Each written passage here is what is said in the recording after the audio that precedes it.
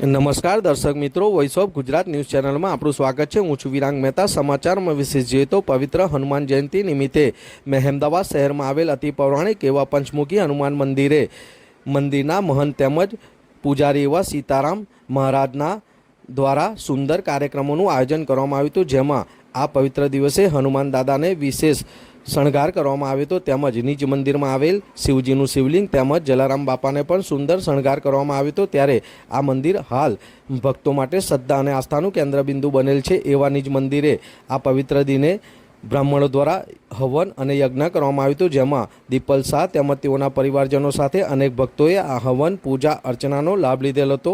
એવા પંચમુખી હનુમાન મંદિર ખાતે બ્રાહ્મણો દ્વારા શાસ્ત્રોક્ત વિધિ વિધાન મુજબ આજે વિશેષ પૂજા અર્ચના પણ કરવામાં આવી હતી।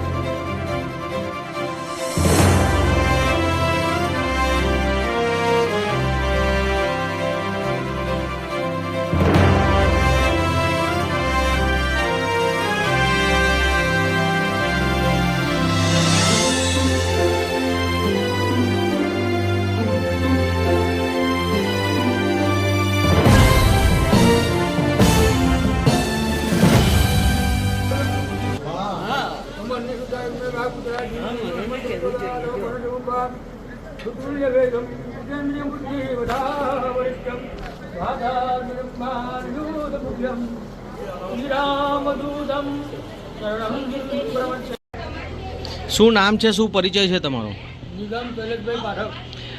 આજે જે આ પૂજા અર્ચના કરવામાં આવી છે, શા માટે કરવામાં આવી છે? આજે હનુમાનજી દાદાનો જન્મજયંતિ દિવસ છે, તો મારું પૂજન કરવામાં આવ્યું છે।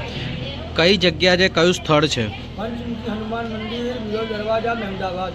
શું પૂજા અર્ચના કરવામાં આવ્યા છે? આમાં ગણપતિ દાદાની પૂજા, માતાજીની પૂજા, સીતા રામચંદ્ર ભગવાન સાથે હનુમાનજી દાદાની, પંચમુખી હનુમાનજી દાદાની પૂજા, સૂર્યથી કેતુ સૂર્ય 9 ગ્રહોની પૂજા અને મહાદેવજીની પૂજા, અગ્નિ સ્થાપન અને હનુમાન ચાલીસાનો હોમ કરવામાં આવે છે। તમે ભૂદેવ તરીકે આટલા વર્ષોથી સેવા આપી રહ્યા છો, તો આનું મહત્વ શું?